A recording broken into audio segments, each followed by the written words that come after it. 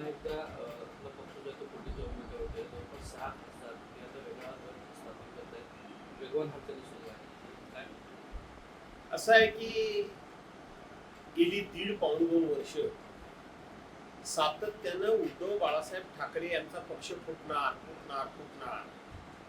उद्धव बाळासाहेब ठाकरे यांच्या पक्षाचे खासदार हे वेगळा गट स्थापन करणार, ते अन्य कुठल्या तरी पक्षात सामील होणार, अशा प्रकारची सातत्यानं अफवांची राळ ही गेले वर्ष दीड वर्ष त्या ठिकाणी उठवण्याचं काम सातत्यानं सुरू आहे.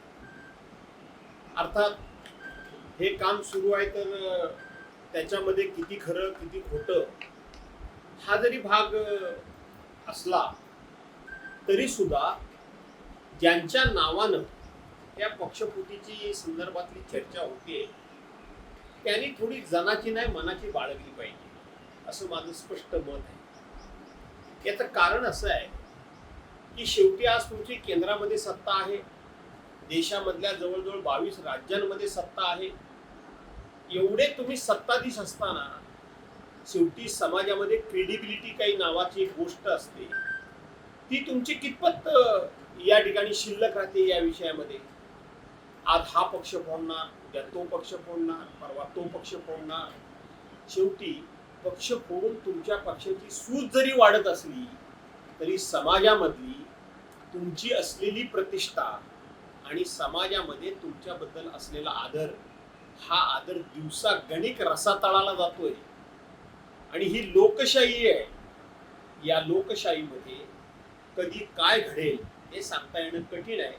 आणि म्हणून ज्यांच्याबद्दल हा संशय निर्माण केला जातोय, म्हणजे ज्या पक्षांबद्दल, त्यांनी थोडी जनाची नाही मनाची बाळगावी असे माझं स्पष्ट मत आहे. 15 वर्ष ज्यांना सत्तेची अनेक पदं दिली, ते 15 दिवस सुद्धा ममता बॅनर्जींच्या पाठीमागे टिकून राहू शकले नाही.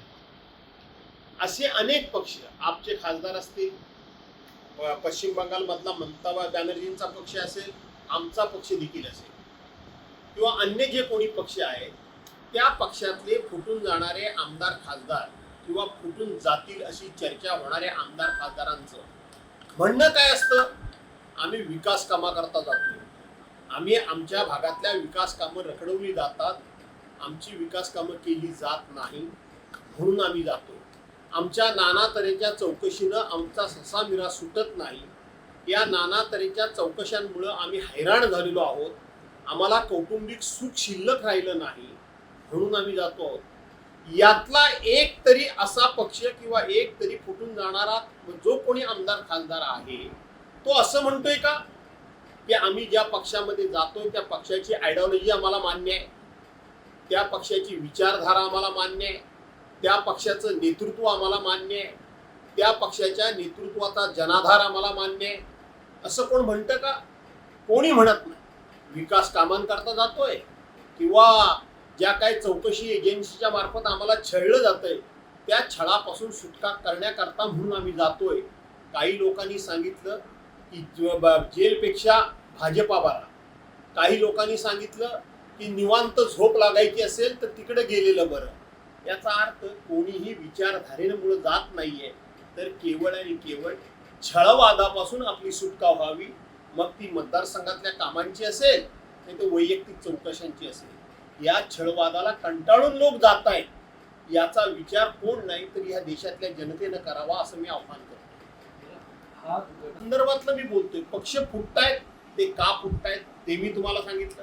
अरे पक्ष फोडणाऱ्यांना थोडी जनाची नाही मनाची तरी असली पाहिजे ना, हा त्यातला महत्वाचा मुद्दा आहे. या देशामध्ये 70 वर्ष काँग्रेसने काय केलं म्हणून हे प्रश्न विचारणारे लोक, यांच्या पक्षाला असं काही काँग्रेसने तोडण्या फोडण्याचं काम नाही केलं. काँग्रेसमध्ये पक्षांतर झाली नाही का? तर झाली, पण ती पक्षांतर होत असताना छोटे मोठे पक्ष संपवूनच टाकायचे आहेत आम्हाला, आणि फक्त आम्हालाच फक्त या देशामध्ये राहायचं आहे अशा एका दुष्ट हेतून काँग्रेसने अशा पद्धतीनं कुठलाही पक्ष संपवण्याचं काम केलेलं नाही, हे लक्षात घ्या.